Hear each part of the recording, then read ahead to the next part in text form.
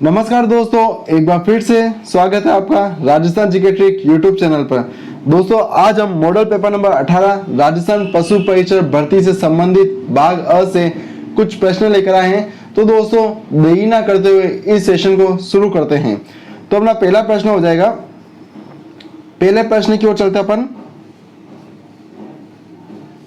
पहला प्रश्न क्या हो जाएगा दोस्तों, तेजा जी की पत्नी का नाम क्या है? तेजा जी की पत्नी का नाम क्या था? चार ऑप्शन आपके सामने दे रखे हैं, नेतल दे, फूलम दे, पैमल दे या कमला दे। क्या हो जाएगा तेजा जी की पत्नी का नाम? दोस्तों अगर मैं इन लोक देवताओं की आपको ट्रिक बताता हूं, उसके माध्यम से आप इस शॉर्ट ट्रिक के माध्यम से आप कभी भी पत्नियों को, लोक देवताओं की पत्नियों को आप कभी भी नहीं भूलोगे। जैसे अगर अपन बात करें तेजा जी की, तो तेजा जी की बात करें तो दोस्तों क्या हो जाएगा, तेज प्रेम। क्या हो जाएगा? तेज प्रेम। तेज से हो जाएगा तेजा जी और पेज से हो जाएगा पेमल दे। क्या हो जाएगा? पेमल दे, राइट। तेज प्रेम, तेजा जी का हो जाएगा तेज प्रेम। उसी प्रकार अगर अपन दूसरी बात करें देवपीप, क्या हो जाएगा? देवपीप। देव से हो जाएगा देव नारायण जी, पीपल से हो जाएगा पिपल देव। क्या हो जाएगा? पिपल देव। ये हो जाएगी देव नारायण जी की पत्नी का नाम पिपल देव। एक हो जाएगा अपने गोगा जी का क्या हो जाएगा? गोगा जी का हो जाएगा गोगा केल। क्या हो जाएगा? गोगा केल। गोगा से हो जाएगा गोगा जी और केल से हो जाएगा केलम दे। क्या हो जाएगा? केलम दे। और एक बता लेता हूं मैं, एक और आपको पाबू जी की बता लेता हूं दोस्तों। पाबू जी की हो जाएगी पाबू फूल। क्या हो जाएगा? पाबू फूल। पाबू से हो जाएगा पाबू जी, फूल से हो जाएगा फूलम मदे, राइट। इस प्रकार से आप लोक देवताओं की पत्नियों के नाम शॉर्ट ट्रिक से याद कर सकते हो। तेजा जी का हो जाएगा तेज प्रेम। अगर आप 4-5 बार इसे रिपीट करते हो, तेज प्रेम पावरफुल, तो आपको ये नाम याद हो जाएंगे, है ना। तो इसका सही आंसर हो जाएगा ऑप्शन नंबर सी, पेमल दे इसका करेक्ट हो जाएगा तेजा जी की पत्नी का नाम। बढ़ते हैं प्रश्न नंबर 2 की तरफ। प्रश्न नंबर 2 क्या है दोस्तों, निम्नलिखित में से कौन सा कथन असत्य कथन की ओर चलना है अपन को। तो इसमें से 3 कथन सत्य होंगे और 1 कथन असत्य होगा। अपन देखते हैं सत्य कथन और असत्य कथन के बारे में अपन देखते हैं। 4 ऑप्शन आपके सामने दे रखे हैं। गिद्दर नृत्य शेखावटी क्षेत्र में किया जाता है। सही बात है, गिद्दर नृत्य शेखावटी क्षेत्र में किया जाता है। और कब किया जाता है? यह होली के अवसर पर किया जाता है। कब किया जाता है? यह होली के अवसर पर किया जाता है। गिद्दर नृत्य कब किया जाता है? गिद्दर नृत्य किया जाता है होली के अवसर पर किया जाता है। और ये पुरुष प्रधान नृत्य है। कौन सा नृत्य? पुरुष प्रधान नृत्य है। तो पहला ऑप्शन तो बिल्कुल सही हो जाएगा। दूसरा ऑप्शन क्या है, कच्ची घोड़ी में नकली घोड़ों का उपयोग सम्मिलित है। मतलब जो कच्ची घोड़ी नृत्य होता है वो शेखावटी में किया जाता है। जो कच्ची घोड़ी नृत्य होता है वो कहाँ किया जाता है? शेखावटी क्षेत्र में किया जाता है। कहाँ किया जाता है? शेखावटी क्षेत्र में। लेकिन इसमें जो नकली घोड़े हैं, नकली घोड़ों का उपयोग किया जाता है? नहीं, नकली घोड़ों का उपयोग नहीं किया जाता है। इसमें क्या किया जाता है? बांस और कागज से बने घोड़ों का प्रयोग किया जाता है। ये जो नकली घोड़े हैं ना, नकली घोड़ों का प्रयोग नहीं किया जाता है। इसमें क्या किया जाता है? बांस और कागज से बने घोड़ों का प्रयोग किया जाता है। बांस और कागज से बने घोड़ों का प्रयोग किया जाता है। बांस और कागज से बने घोड़ों का प्रयोग किया जाता है। तो ऑप्शन नंबर बी, अभी तो ऑप्शन नंबर बी गलत है। बढ़ते हैं प्रश्न नंबर 3 की तरफ। राई और बुढ़िया कालबेलिया नृत्य के मुख्य पात्र है। जो राई और बुढ़िया है वह कालबेलिया नृत्य के मुख्य पात्र नहीं। ये कौन से? कालबेलिया नृत्य के मुख्य पात्र नहीं है। ये किसके मुख्य पात्र हैं? ये अपने जो कालबेलिया के राई और बुढ़िया हैं, यह गवरी नृत्य के मुख्य पात्र है। तो किसके मुख्य पात्र हो जाएंगे? गवरी नृत्य के मुख्य पात्र हो जाएंगे। किसके मुख्य पात्र हो जाएंगे? गवरी नृत्य के मुख्य पात्र हो जाएंगे, है ना। बढ़ते हैं प्रश्न नंबर डी की तरफ। 13 ताड़ी नृत्य कामर जनजाति में महिला द्वारा किया जाता है। 13 ताड़ी नृत्य कामर जनजाति की महिला द्वारा किया जाता है। किस नृत्य द्वारा किया जाता है? कि 13 ताड़ी नृत्य में कामर जाति की महिला द्वारा किया जाता है। हाँ सही बात है, 13 ताड़ी नृत्य कामर जाति की महिला द्वारा किया जाता है। तो ऑप्शन नंबर डी भी सही है, ऑप्शन नंबर बी भी सही है और ए भी सही। क्योंकि कच्ची घोड़े में जो नकली घोड़ों का तो प्रयोग किया जाता है, लेकिन वो नकली घोड़े बांस और कागज के बने होते हैं। जो ऑप्शन नंबर सी है, राई और बुढ़िया कालबेलिया नृत्य के मुख्य पात्र है। नहीं, राई और बुढ़िया कौन से नृत्य के मुख्य पात्र है? राई और बुढ़िया ये अपने गेर नृत्य के मुख्य पात्र है। किसके? गेर नृत्य के। तो ऑप्शन नंबर सी सही आंसर हो जाएगा। सही आंसर क्या हो जाएगा? ऑप्शन नंबर सी सही आंसर हो जाएगा दोस्तों। क्या हो जाएगा सही आंसर? ऑप्शन नंबर सी, राई और बुढ़िया। ऑप्शन नंबर सी सही आंसर हो जाएगा, राई और बुढ़िया। बढ़ते हैं प्रश्न नंबर 3 की तरफ। प्रश्न नंबर 3 क्या है? निम्नलिखित में से कौन सा पठार अरावली पर्वतमाला से संबंध नहीं है? अरावली पर्वतमाला से संबंध नहीं है ना, तो कौन सा हो जाएगा? लसाड़िया का पठार। लसाड़िया का पठार अपने सलूम्बर जिले में, कौन से जिले में? सलूम्बर जिले में। उड़िया का पठार अपने सिरोही जिले में। उड़िया का पठार कहाँ हो जाएगा? सिरोही जिले में। बोराट का पठार अपने गोगुंदा से कुमलगढ़ के बीच में, उदयपुर में है, लेकिन गोगुंदा से कुमलगढ़ के बीच में फैला हुआ है। गोगुंदा से कुमलगढ़ के बीच में फैला हुआ है और उदयपुर जिले में है। बघेलखंड का पठार, दोस्तों बघेलखंड का पठार अरावली पर्वतमाला से संबंध नहीं है, ये राजस्थान से ही संबंधित नहीं है। जो बघेलखंड का पठार है वह अपने एमपी में, मध्य प्रदेश में। कहां पर है? बघेलखंड का पठार मध्य प्रदेश में। बाकी जो तीनों पठार है अपने राजस्थान में और अरावली पर्वतमाला से संबंध रखते हैं। तो इसका सही आंसर हो जाएगा ऑप्शन नंबर डी, बघेलखंड का पठार। बढ़ते हैं प्रश्न नंबर 4 की तरफ। प्रश्न नंबर 4 क्या है? प्रश्न नंबर 4 क्या है कि झीलों के जिस युग्म में जालोर मिट्टी पाई जाती है, झीलों के जिस युग्म में जालोर मिट्टी पाई जाती है, कौन से झीलों के जिस युग्म में जालोर मिट्टी पाई जाती है? 4 ऑप्शन आपके सामने दे रखे हैं दोस्तों, 4 ऑप्शन आपके सामने दे रखे हैं। जालोर मिट्टी कौन से क्षेत्रों में पाई जाती है? जालोर मिट्टी वह मिट्टी होती है जो नदियों द्वारा लाई गई मिट्टी होती है। कौन सी मिट्टी होती है? नदियों द्वारा लाई गई मिट्टी होती है। नदियों द्वारा लाई गई मिट्टी होती है। नदियों द्वारा लाई गई मिट्टी होती है जालोर मिट्टी। अगर झीलों की बात करें दोस्तों, जिलों की बात करें तो इसमें कौन कौन से जिले आ जाएंगे? अपने हो जाएंगे सबसे पहले जयपुर ग्रामीण हो जाएगा, जयपुर ग्रामीण, Dausa Bharatpur, Dausa Bharatpur, Kota, Deeg, Gangapur City, Gangapur City, Gangapur City, Tonk, Kekri, Tonk, Kekri. इसके अलावा सवाई माधोपुर भी अपन इसमें जोड़ लेते हैं। सवाई माधोपुर भी इसमें जोड़ लेते हैं। तो जालोर मिट्टी कहाँ कहाँ पाई जाती है? जयपुर ग्रामीण में पाई जाती है, दौसा में, भरतपुर में, कोटा में, सवाई माधोपुर में, डिंग में, गंगापुर सिटी में, टोक में, केकड़ी में पाई जाती है। अब दोस्तों अपन ऑप्शन करते हैं। देखो दोस्तों, कोटा में तो पाई जाती है लेकिन बारात झालावाड़ में नहीं पाई जाती है। कोटा बारात झालावाड़ में कौन सी मिट्टी पाई जाती है? मध्यम कालीन मिट्टी पाई जाती है। बढ़ते हैं भरतपुर, हाँ भरतपुर सही आंसर हो जाएगा। आगे सवाई माधोपुर कौन सा? सवाई माधोपुर पाई जाती है और धौलपुर में भी पाई जाती है। भीलवाड़ा चित्तौड़गढ़ पाली में नहीं पाई जाती है और सिरोही उदयपुर पाली में नहीं पाई जाती है। तो ऑप्शन नंबर बी सही हो जाएगा।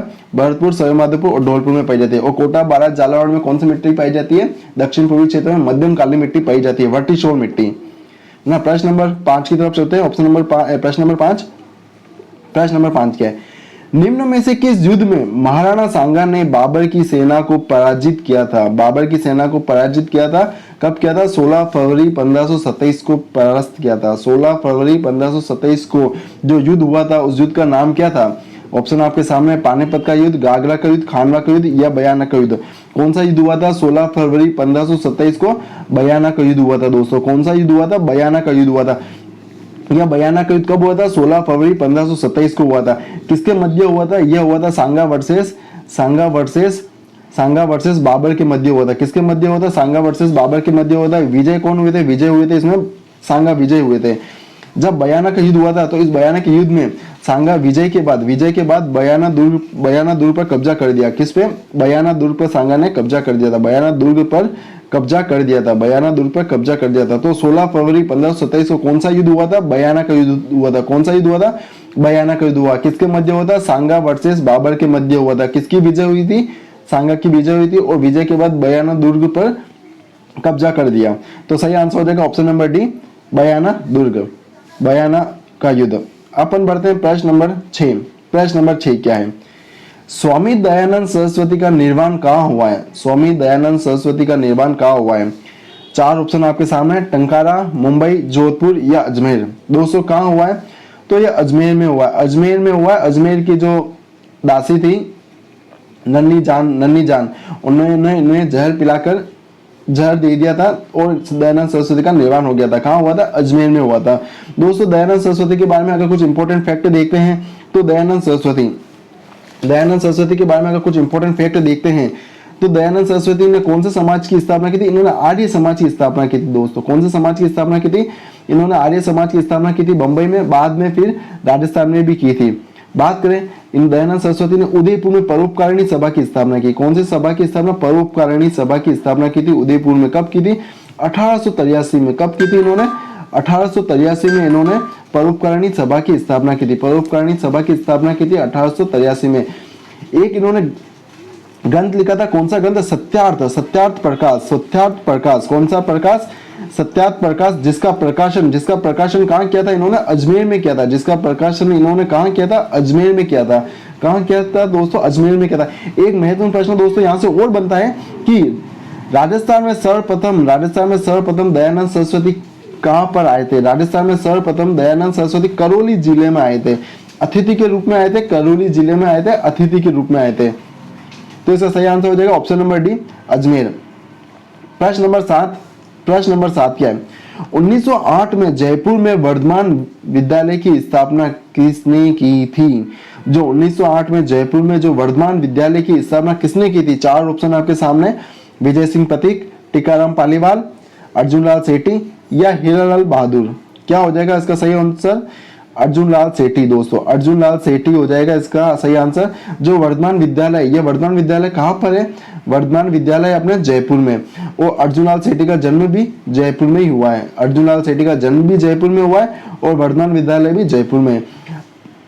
दोस्तों एक प्रश्न यहाँ से और बनता है कि अर्जुन लाल सेठी ने जो जैन धर्म से संबंधित थे, इनका जन्म कौन से धर्म में होता? जैन धर्म में इनका जन्म हुआ था। इन्होंने जैन शिक्षा सोसाइटी की भी स्थापना की है। क्या की है? जैन शिक्षा सोसाइटी की स्थापना भी की थी। जैन शिक्षा सोसाइटी की भी इन्होंने क्या की थी? स्थापना की थी। जैन शिक्षा सोसाइटी की भी स्थापना की थी। इनका जन्म जयपुर में हुआ था, जैन परिवार से संबंधित थे। इन्होंने वर्धमान विद्यालय की स्थापना की थी। कहाँ पर की थी? जयपुर में की थी। तो सही आंसर हो जाएगा option number C, Arjun Lal सेठी द्वारा वर्धमान विद्यालय की स्थापना की गई थी। बढ़ते हैं प्रश्न नंबर 8 की तरफ। प्रश्न नंबर 8 क्या है? कौन सी झील खारे पानी की झील है? कौन सी झील खारे पानी की झील है? आना सागर झील, पिछोला झील, डीडवाना झील, राजसमंद झील। दोस्तों आना सागर झील अपने अजमेर में है। आना सागर झील कहाँ पर है? अजमेर में। पिछोला झील उदयपुर में है। पिछोला झील उदयपुर में है, जहाँ पर नटनी का चबूतरा बना हुआ है। डीडवाना झील कहाँ पर? पूर्व में नागौर में थी। पूर्व में कहाँ थी? ये नागौर में थी, लेकिन अभी कहाँ है? अभी अपने कुचामन जिले में। कौन से जिले में? कुचामन जिले में दोस्तों, कुचामन जिले में। पूर्व में ये कहाँ पर थी? पूर्व में ये नागौर जिले में थी। याद रखना दोस्तों, कंफ्यूज मत होना। डिडवाना झील पूर्व में नागौर में थी और अभी वर्तमान में कहाँ है? वर्तमान में यह कुचामन जिले में। जबकि राजसमंद झील कहाँ पर है? राजसमंद में। राजसमंद झील कहाँ पर है? राजसमंद जिले में है। तो सही आंसर हो जाएगा अपने डिडवाना झील। क्या हो जाएगा? डिडवाना झील हो जाएगा। खारे पानी की झील कौन सी हो जाएगी? डिडवाना झील हो जाएगी, जो अभी वर्तमान में कौन से जिले में? कुचामन जिले में। कौन से जिले में? कुचामन जिले में। इससे पहले पूर्व में नागौर जिले में थी। तो ऑप्शन नंबर सी सही हो जाएगा। प्रश्न नंबर 9 क्या है? नात्रा की पाल, कौन सी पाल? नात्रा की पाल और मोरिजा बनालू क्षेत्र की खाने हैं। जो नात्रा की पाल और मोरिजा बनालू क्षेत्र की खाने किससे संबंधित है? किस उद्योग से संबंधित है? कोयले से, तांबे से, लोह अयस्क से या मैग्नीज से? किससे संबंधित हो जाएगा दोस्तों? नात्रा की पाल और मोरिजा बनालू क्षेत्र ये संबंधित हो जाएगा अपने लोह अयस्क से संबंधित हो जाएगा। लोह अयस्क से। अगर बात की जाए दोस्तों यहाँ से सर्वाधिक लोहा कहाँ प्राप्त होता है? सर्वाधिक लोहा याद रखना दोस्तों, सर्वाधिक लोहा कहाँ प्राप्त होता है अपन को? सर्वाधिक लोहा प्राप्त होता है अपन को जयपुर में प्राप्त होता है। कहाँ प्राप्त होता है? जयपुर में प्राप्त होता है। कहाँ प्राप्त होता है? जयपुर में। और सर्वाधिक कच्चा लोहा कहाँ प्राप्त होता है? प्रश्न याद रखना दोस्तों, अलग अलग है। सर्वाधिक लोहा और सर्वाधिक कच्चा लोहा दोनों अलग प्रश्न है ना।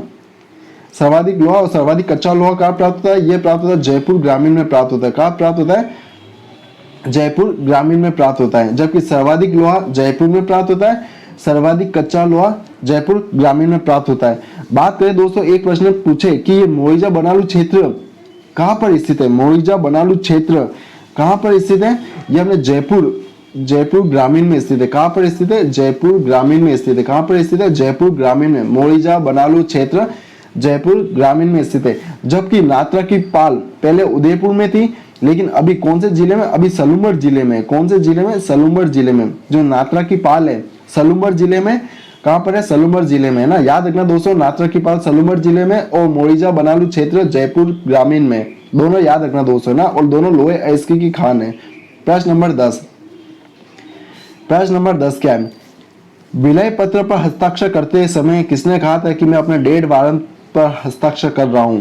जब राजस्थान का एकीकरण हुआ था, तो राजस्थान के एकीकरण के जब द्वितीय चरण था, सेकंड चरण, राजस्थान संघ के समय जब बांसवाड़ा के महारावल चंद्रवीर सिंह ने कहा था कि मैं अपने डेड वारंट पर हस्ताक्षर कर रहा हूं, क्योंकि जब वे द्वितीय चरण में सम्मिलित हुए थे तब उन्होंने यह शब्द कहे थे कि मैं अपने डेड वारंट पर हस्ताक्षर कर रहा हूं। किसने कहा था? बांसवाड़ा के महारावल चंद्रवीर सिंह ने। इसका सही आंसर हो जाएगा बांसवाड़ा के महारावल चंद्रवीर सिंह। जो द्वितीय चरण था, कौन से चरण में कहे थे? इन्होंने द्वितीय चरण में कहे थे, द्वितीय चरण में कहा था। द्वितीय चरण जिसका उद्घाटन कब हुआ था? इसका उद्घाटन हुआ था 25 मार्च 1948 को इसका उद्घाटन हुआ था। कब हुआ था? 25 मार्च 1948 को हुआ था। इसमें 9 रियासतें प्लस एक ठिकाने सम्मिलित थे।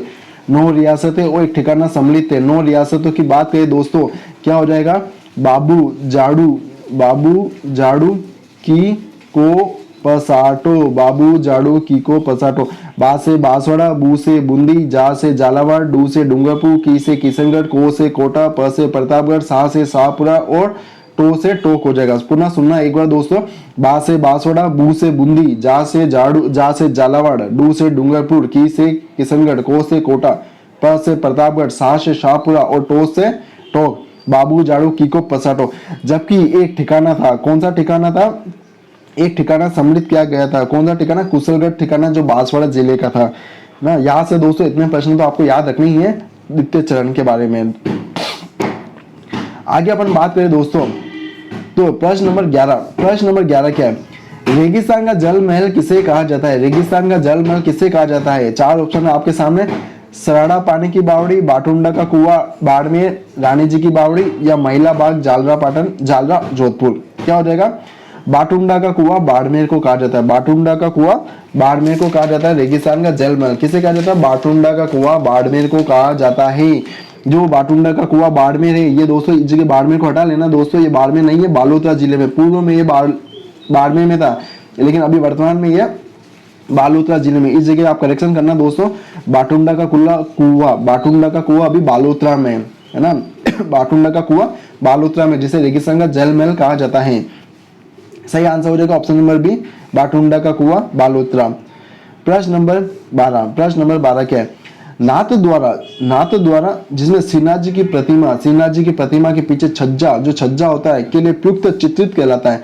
जब श्रीनाथ जी की प्रतिमा के पीछे जो छज्जा होता है उसको प्रयुक्त, वो चित्रित क्या कहलाता है? उस छज्जे के ऊपर जो होता है उसको अपन जब चित्रित करते हैं उसे क्या कहा जाता है? पिचवई कहा जाता है। क्या कहा जाता है दोस्तों? पिचवई कहा जाता है।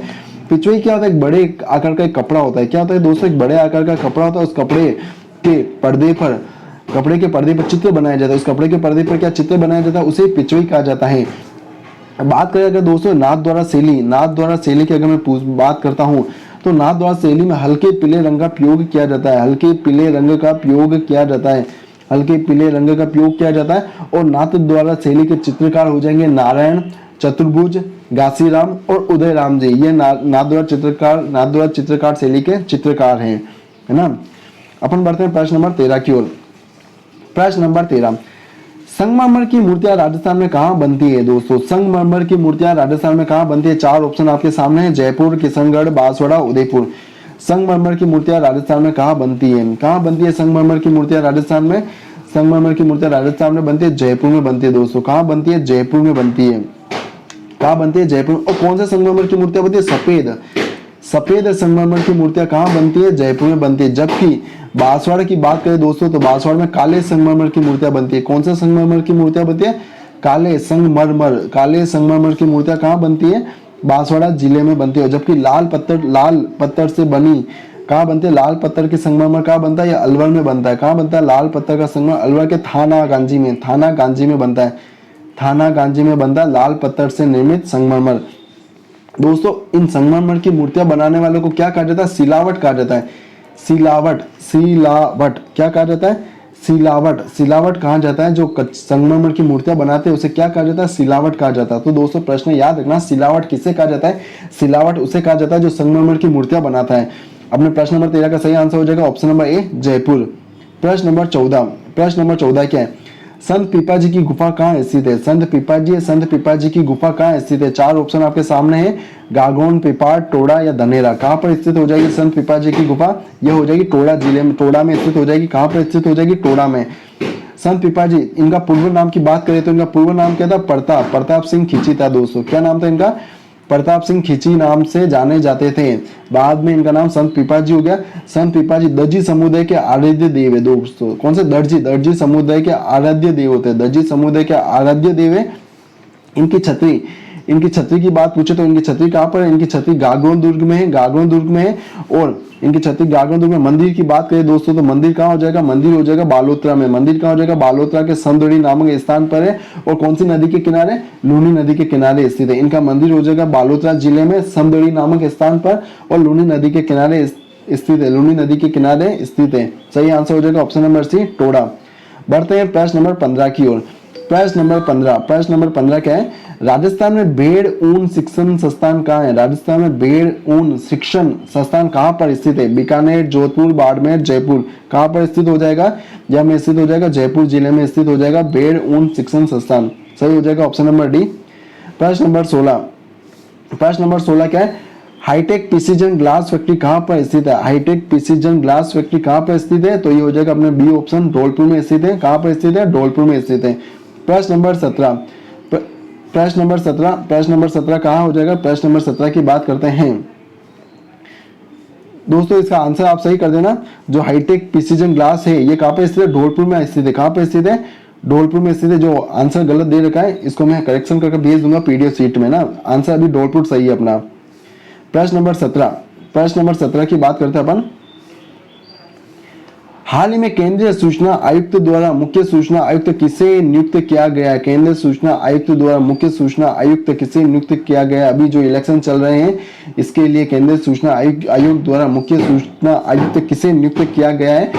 हीरालाल सामरिया को किया गया। किसे किया गया दोस्तों? हीरालाल सामरिया को किया गया है। ऑप्शन नंबर ए सही हो जाएगा, हीरालाल सामरिया। प्रश्न नंबर 18 क्या है? राज्य का सबसे बड़ा इंडोर खेल स्टेडियम कहाँ पर बनाया गया है? इंडोर खेल स्टेडियम कहाँ पर बनाया गया है? बस्सीगांव जयपुर, खेलगांव उदयपुर, पालगांव जोधपुर या रानीवाड़ा गांव सांचौर में। कहाँ बनाया गया है? उदयपुर में बनाया गया है। खेलगांव उदयपुर में बनाया गया दोस्तों, खेलगांव में बनाया गया है।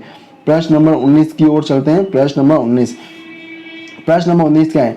इंदिरा गांधी शहरी रोजगार गारंटी योजना कौन सी? इंदिरा गांधी शहरी रोजगार गारंटी योजना के तहत राजस्थान के शहरी क्षेत्र में रहने वाले परिवारों को एक वर्ष में कितने दिनों का रोजगार की गारंटी प्रदान की जा रही है? जो इंदिरा गांधी शहरी रोजगार गारंटी योजना है जिसमें शहर में रहने वाले परिवारों को एक वर्ष में कितने दिनों का कार्य मिलेगा? कितने दिनों का कार्य मिलेगा? 4 ऑप्शन आपके सामने, 50 दिन, 125 दिन, 150 दिन या 100 दिन। तो सही आंसर हो जाएगा दोस्तों 125 दिन। 125 दिन हो जाएगा।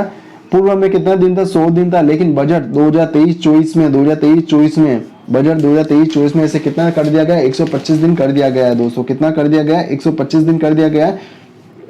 अगर दोस्तों बात करी जाए कि इंदिरा गांधी शहरी रोजगार इसका यह उद्घाटन कब हुआ था? इस योजना का उद्घाटन कब किया था? इस योजना को कब लागू किया गया था? 9 सितंबर 2022 को किया गया था दोस्तों। कब? याद रखना तारीख, 9 सितंबर 2022, जिसमें कितने दिनों का रोजगार दिया जाता है? 125 दिन का रोजगार दिया जाता है एक वित्तीय वर्ष में।